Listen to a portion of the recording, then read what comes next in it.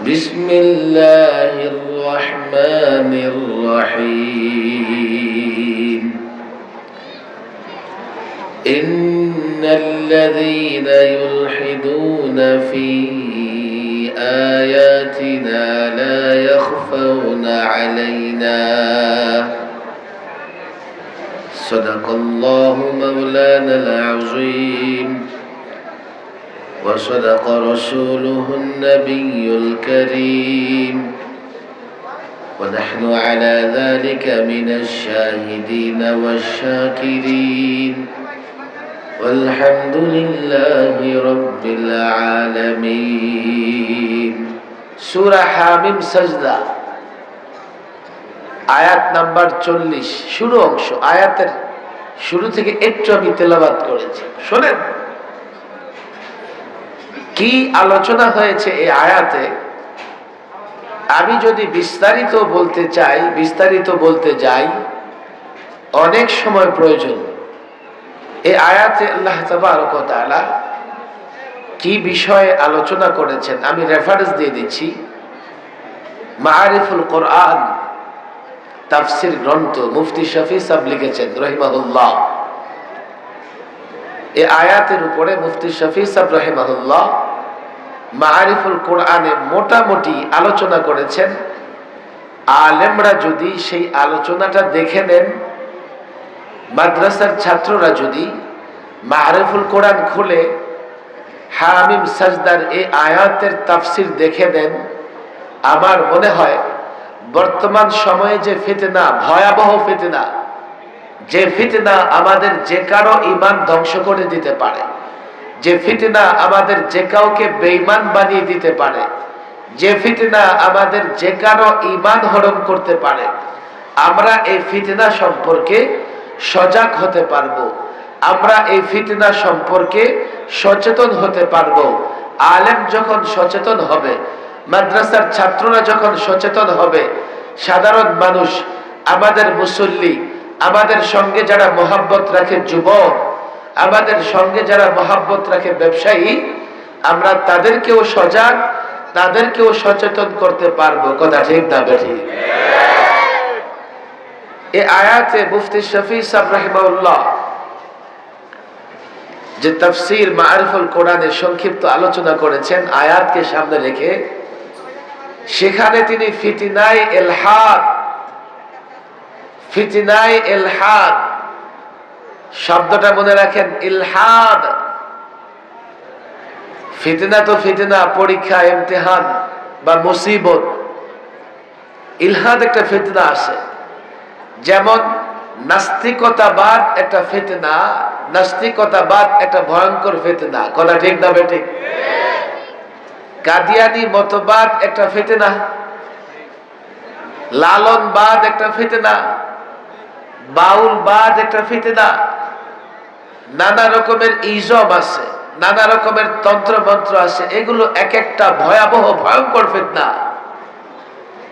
একটা ফিতনা হচ্ছে ইলহাদ ফিতনায়ে ইলহাদ আমি আলেম মাদ্রাসার ছাত্রদের সঙ্গে তাকরারের নিয়তে আমি এগুলো বলে যাই আমি একটা তাফসীরের কিতাবের রেফারেন্স দিয়ে দিয়েছি প্রয়োজনে আপনারা সেই তাফসীর দেখে নিতে পারেন যেহেতু আলোচনা দীর্ঘ হবে না আমি শুধু বোঝার জন্য কয়েকটা শব্দ উচ্চারণ করব ফিতনায়ে ইলহাদ কি জিনিস মুফতি শফি সাহেব এই আয়াতের তাফসীরে তিনি লিখেছেন এই আয়াতের পূর্ববর্তী আয়াতগুলোতে আল্লাহ তাবারক ওয়া তাআলা তাদের প্রসঙ্গ আলোচনা করেছেন যারা সরাসরি ইসলাম এবং কোরআন দ্বীনকে অস্বীকার করে তাদের প্রসঙ্গ আলোচনা করে তাদের পরিণতির কথা বলেছেন তাদেরকে শাসানো হয়েছে তাদেরকে ধমক দেওয়া হয়েছে যারা কোরআন এবং সুন্নাহ যারা ইসলাম তথা দ্বীনকে অস্বীকার করে তাদের পরিণতি কি হবে তাদের পরিণাম কি হবে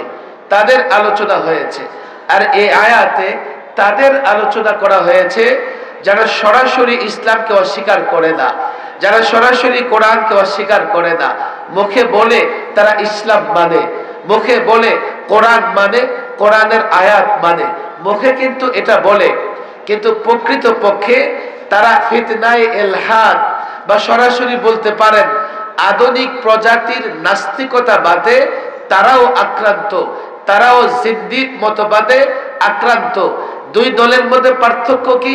আগের দলকে আমরা কাফের বলি, আগের দলকে আমরা মুশরিক বলি, কিন্তু এ দলের লোকেরা যারা সরাসরি কোরআনকে অস্বীকার করে না, সরাসরি ইসলামকে অস্বীকার করে না, নিজেরা বলে যে আমরা নামাজ পড়ি, নিজেরা বলে আমরা হজ করি, নিজেরা কেউ কেউ বলে আমরা যাকাতও দেই, ফলে আমরা তাদেরকে মুশরিক বলতে পারি না, আমরা তাদেরকে নাস্তিক বলতে পারি না, আমরা তাদের কাফের বলতে পারি না।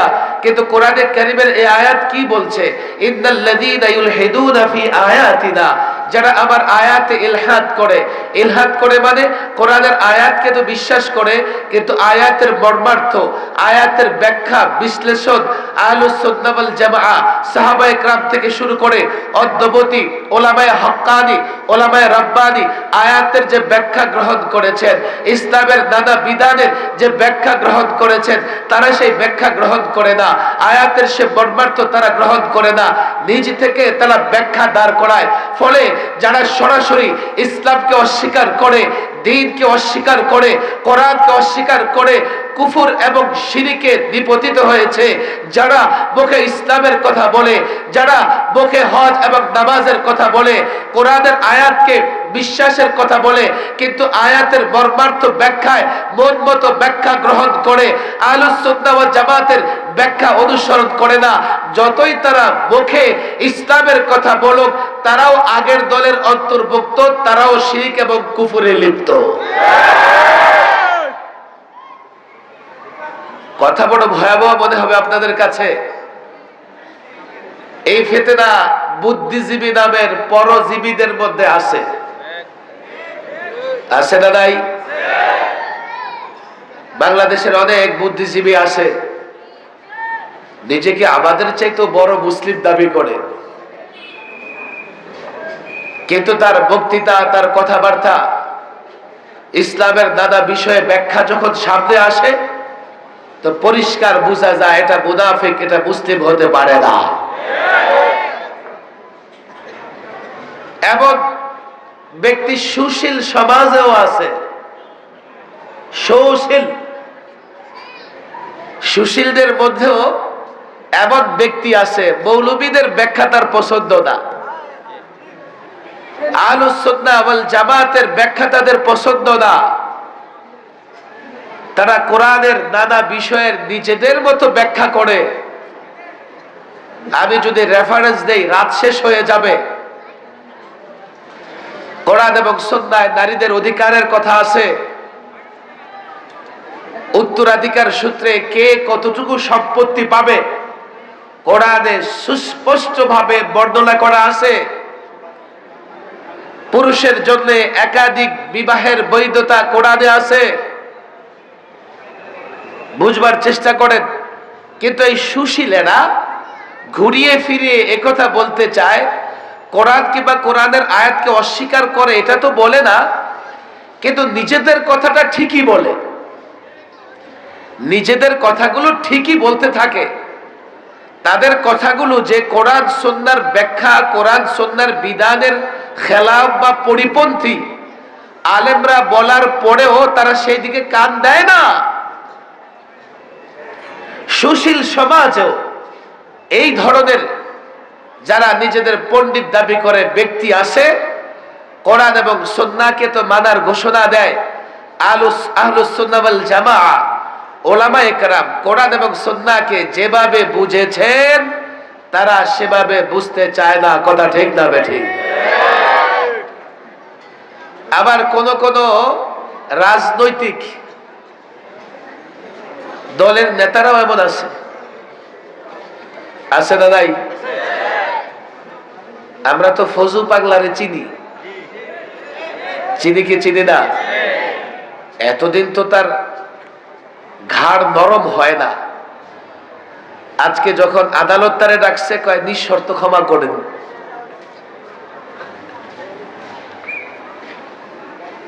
এমন কিছু ব্যক্তি ইসলামের নামে রাজনীতি করে, এমন সংগঠনও আছে। কোরআন এবং সুন্নাহর মাকাসদকে পাশ কাটায়া নানান বিষয়গুলোকে নিজের মতো ব্যাখ্যা করার চেষ্টা করে।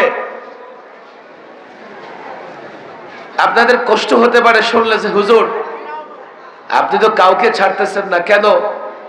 তোমরা যদি শরীয়তের ব্যাখ্যা থেকে, কোরআনের ব্যাখ্যা থেকে দূরে সরে যাও, কোন আলেম তোমাদের সুযোগ দেওয়ার ক্ষমতা রাখে না। হক ইসলামের নামে রাজনীতি করো, তুমি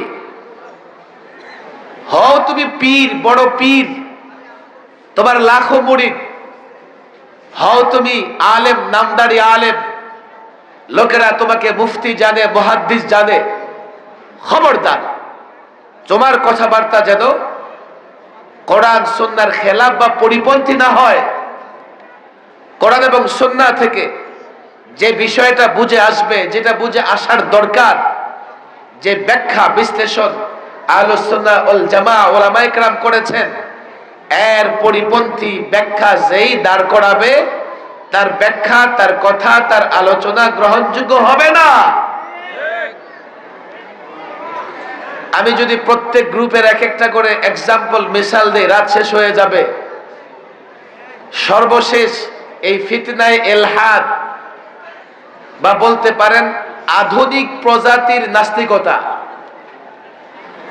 এক নাস্তিক তো আমরা জানি যে আল্লাহকে বিশ্বাস করে না, কিন্তু আধুনিক প্রজাতির নাস্তিকতা কি জিনিস জানেন? ওরা আল্লাহকেও মানে, এই কথা বলে, কিন্তু তাদের আচার আচরণ, কথাবার্তা আসল নাস্তিকদের মতো।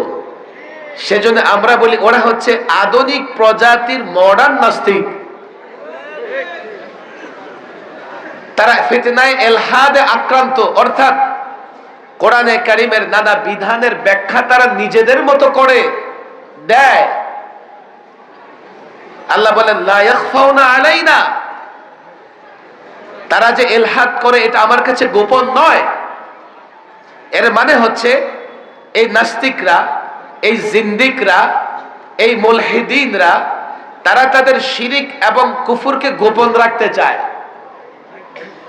আল্লাহ বলে দিয়েছেন লা ইয়াখফাউনা আলাইনা, তারা যতই তাদের শিরিক এবং কুফরকে গোপন রাখতে চাইবে, আমি আল্লাহর কাছে তা গোপন নয়।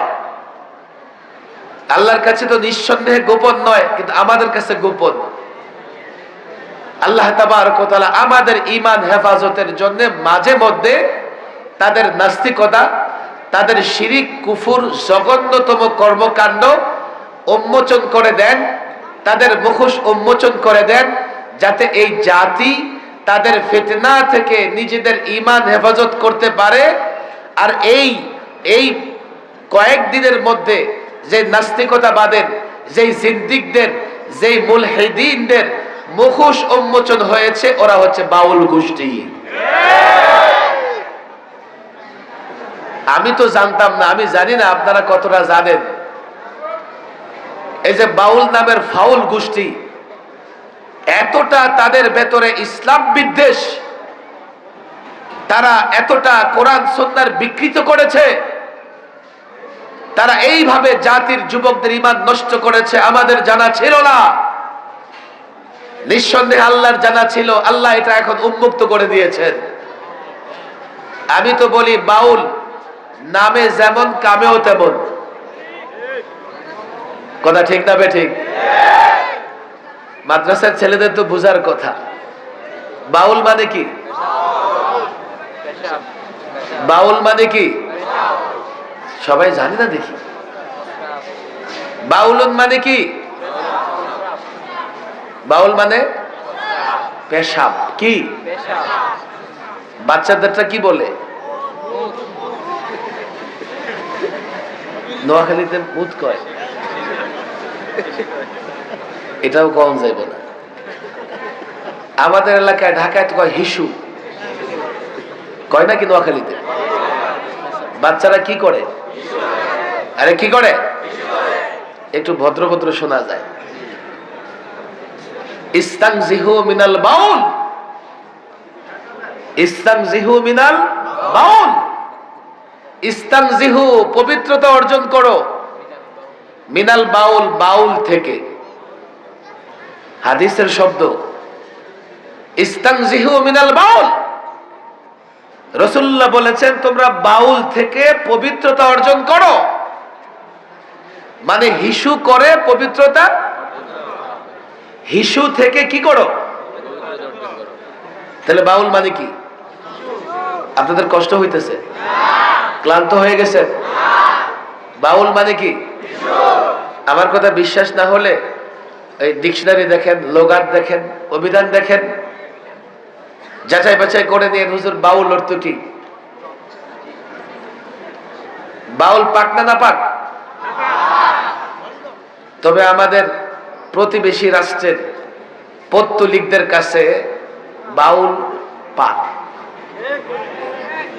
সকালবেলায় উঠে বাউল খাওয়ার জন্য গরুর পেছনে দৌড়াইতে থাকে, কথা ঠিক না বেঠে?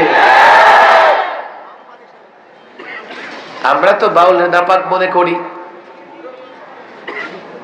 বাউল নাপাক, আবুলরাও নাপাক। বাউল নাপাক, কাজও করে নাপাক। হুজুর আবুল আবার নাপাক কেমনে হলো? দেখেন, শুধু আবুল কারো নাম হইতে পারে না। আমাদের সমাজে যে আবুল আবুল ডাকে, শুধু আবুল কারো নাম হতে পারে না। আবুলের সঙ্গে পরে একটা শব্দ থাকতেই হবে, যেমন আবুল হাসান, আবুল হোসাইন, আবুল বাশার, আবুল কালাম। তো লোকেরা কি করে? পরেরটাকে বাদ দিয়ে শুধু আবুল আবুল বলতে থাকে। যদি আপনাদের কারো নাম আবুল থাকে, আমার উপর নারাজ হয়েন না। আমি বলতেছি এই আবুল হলো আবুল সরকার, কথা ঠিক না ঠিক? তার নাম যদি আবুল হয়, সেও নাপাক। কেমনে নাপাক? যে বাউল করে সে কখনো পাক হয় না। বাউল একটা শব্দমূল, মাজদার। এখন বাউল থেকে আপনি শব্দ গঠন করেন, বাউলকে নানাভাবে পরিবর্তন করতে পারবেন। মাদ্রাসার ছেলেরা বলে গর্দান দেন, বাউল মাজদার থেকে কি দেন? গর্দান দেন। গর্দান মাজির দেন, মুজারের দেন, আমর নাহির দেন, দিতে থাকেন, অসুবিধা নাই। যদি মুজারের গর্দান দেন, তাহলে ইয়াবুলু থেকে আবুলু, নাবুলু। কলেজ স্কুলের ছেলেরা বুঝে না, খেয়াল করেন, আমি জানি আপনারা বুঝবেন না, এই জন্য সহজ করে দিচ্ছি। মনে করেন বাউল মানে পেশাব করা। এখন এই পেশাব করা দিয়া আমরা নানা শব্দ গঠন করতে পারবো না? শব্দ পরিবর্তন করতে পারবো না? বাক্য রচনা করতে পারবো না? মনে করেন বাউল মানে পেশাব করা, হিসু করা। তাহলে সে হিসু করে, তারা হিসু করে, তুমি হিসু করো, তোমরা হিসু করো, আমি হিসু করি, আমরা হিসু করি। এখন কেউ যদি জানতে চায়, হুজুর আমি হিসু করি এর আরবি কি? আমি হিসু করি এর আরবি কি?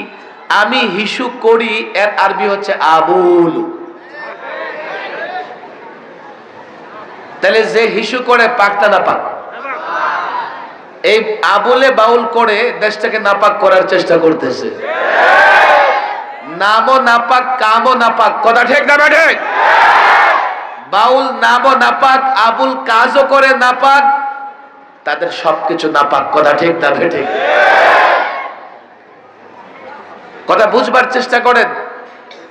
আমি যখন এক বক্তৃতায় বলছি এ বাউল, এটা হচ্ছে পেশাব হিসু করা, ওরা আবার জবাব দিছে আমার।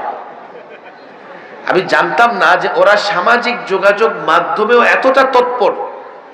হাজার হাজার ওদের পেজ আছে, আবার সেই পেজে লাখো লাখো ফলোয়ার আছে। হতে পারে এখানে এমন একজন আছে, সেও বাউলের ফলোয়ার, বাউল প্রেমিক। থাকতে পারে কি পারে না? কারণ বুদ্ধিজীবী ফরহাদ মাজহার যদি পেশাব প্রেমিক হতে পারে, বাউল প্রেমিক হতে পারে, হিসু প্রেমিক হতে পারে, এই সমাজের অনেক যুবক তাই হতে পারে। দেখো, আমি তোমাদের সঙ্গে প্রথমে একটা আপোষ করে নেই। যদি কোনো বাউল প্রেমিক, লালন প্রেমিক থাকো, কিংবা আমার মাইকের আওয়াজ যতদূর যাচ্ছে সেখানে যদি কোনো লালন প্রেমিক, বাউল প্রেমিক থাকো, আমি তোমাদের সঙ্গে একটা আপোষ করে দিই। সেটা কি জানো? আমিও যদি কালকে আহলুস সুন্নাহ ওয়াল জামাতের ব্যাখ্যার বাইরে গিয়া কোরআন সুন্নাহর ব্যাখ্যা দেই, আয়াতের ব্যাখ্যা দেই, সেটা গ্রহণযোগ্য নয়। অথচ আমাকে অনেকে মহব্বত করে। কোন পীরও যদি দেয় সেটা গ্রহণযোগ্য নয়। তাহলে কোন বাউল যদি কোরআনকে বিকৃত করে, কোরআনের অপব্যাখ্যা করে, বাউল প্রেমিক তার ব্যাখ্যা গ্রহণ করবে না, তাকে পরিত্যাগ করবে। কোন নেতা যদি, কোন নেতা শোনো,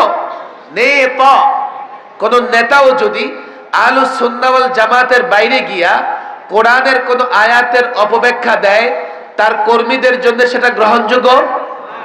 কোন দল যদি দেয়, বলেন কোন দল যদি দেয়, এখানে আসতে বলে, কথা বলা যাবে না, ফিরে থাকে না, অ্যাটেনশন নষ্ট হয়। এই জায়গায় কথা কয়, দেখছেন?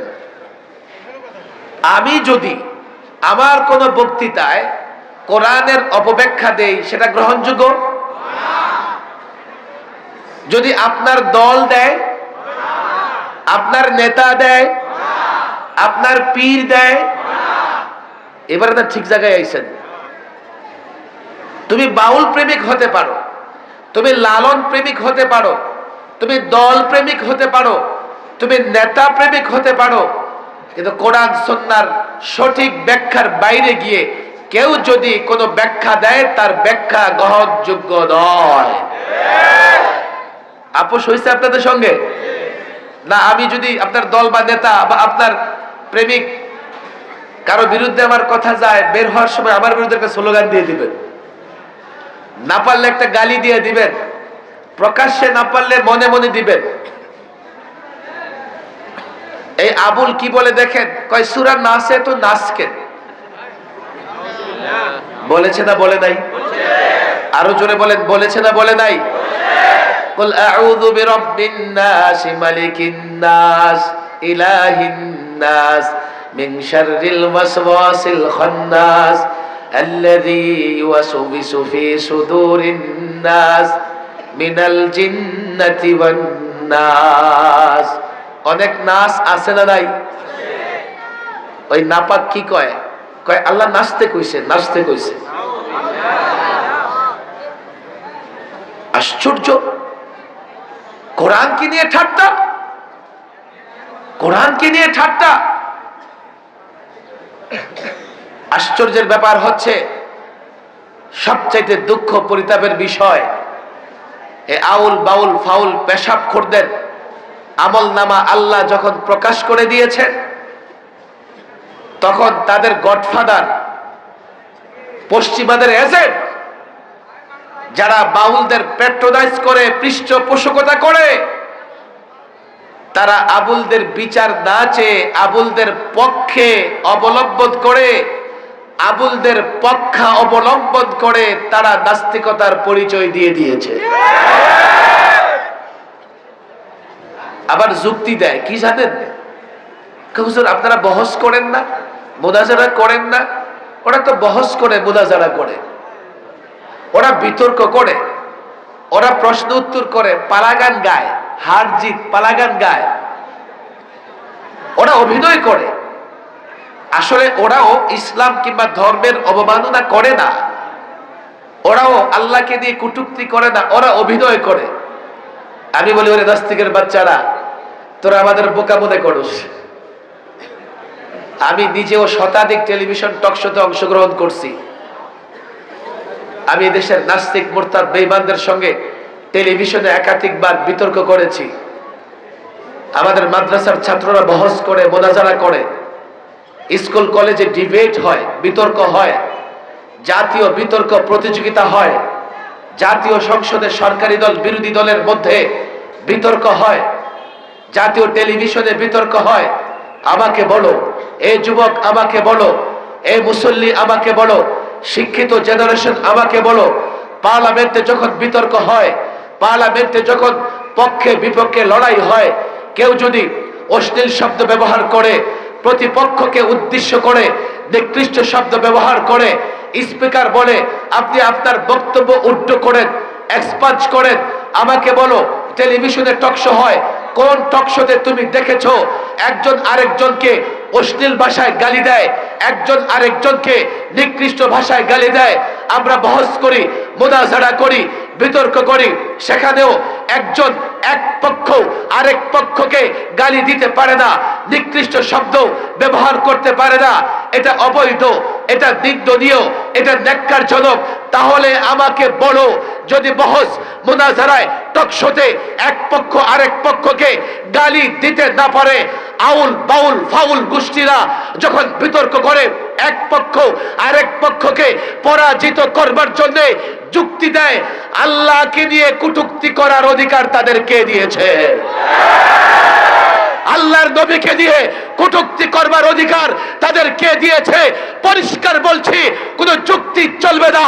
এই নাস্তিকদের পক্ষে, আল্লাহর দ্রোহীদের পক্ষে, আল্লাহর দুশমনদের পক্ষে যারাই দাঁড়াবে, বুদ্ধিজীবী, সুশীল সমাজ, রাজনৈতিক ব্যক্তি, সবার বিরুদ্ধে একযোগে লড়াই চলবে, লড়াই চলবে।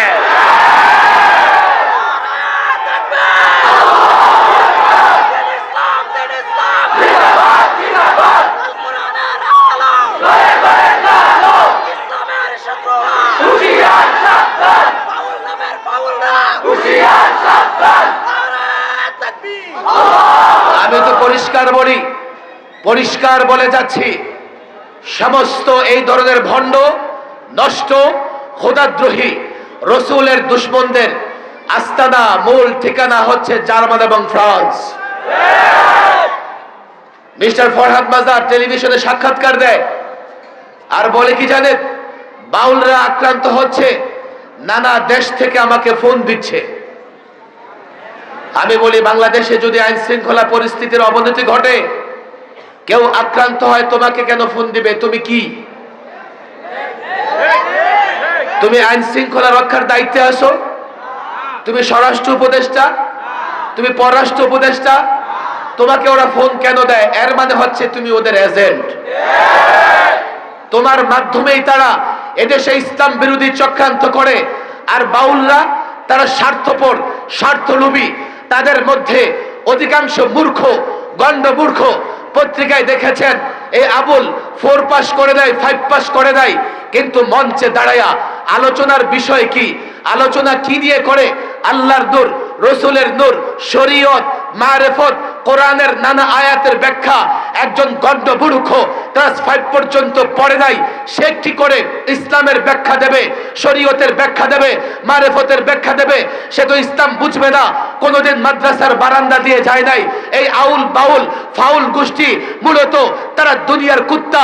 তাদের মুখে ইন্ডিয়া, দিল্লি থেকে হাড্ডি দিয়ে তাদেরকে শান্ত রাখে, আর তারা আমার দেশের সরল মনা মুসলমানের ঈমান ধ্বংস করে, আমার দেশের যুবকদের ঈমান ধ্বংস করে।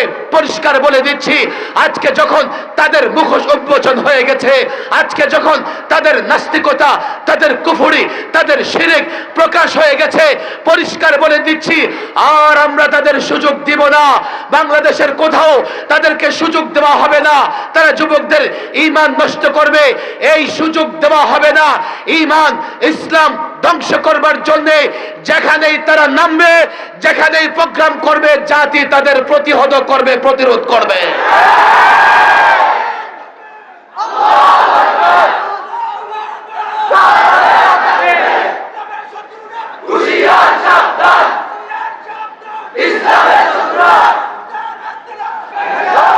আধুনিক প্রজাতির নাস্তিকদের বলতেছে, শোনো, তোমরা যেই নামে রাজনীতি করো না কেন, তুমি ব্যবসায়ী, বিজনেসম্যান, তোমাকে সম্মান করি, আমার ব্যবসায়ী ভাইয়ের দরকার আছে।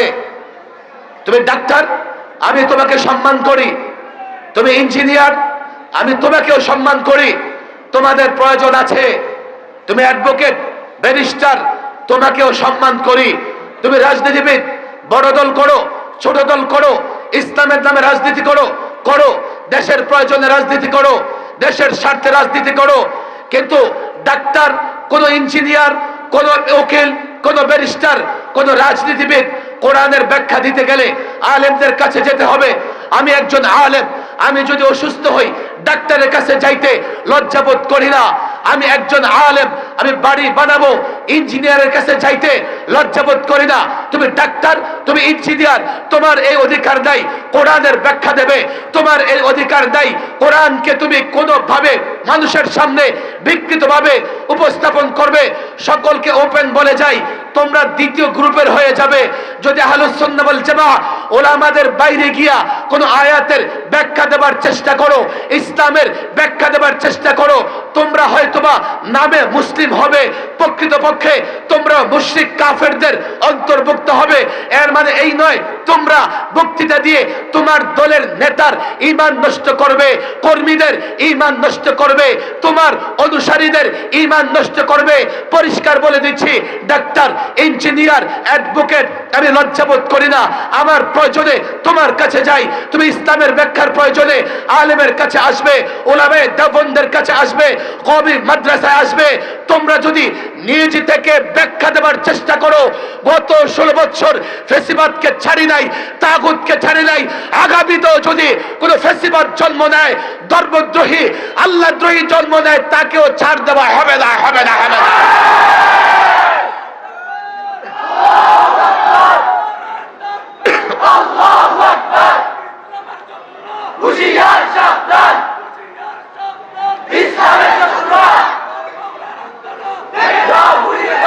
আমার কথার মূল কথা হচ্ছে, দেখেন, শুধু মুখে মুখে ইসলাম বললে ইসলাম হয়ে যায় না।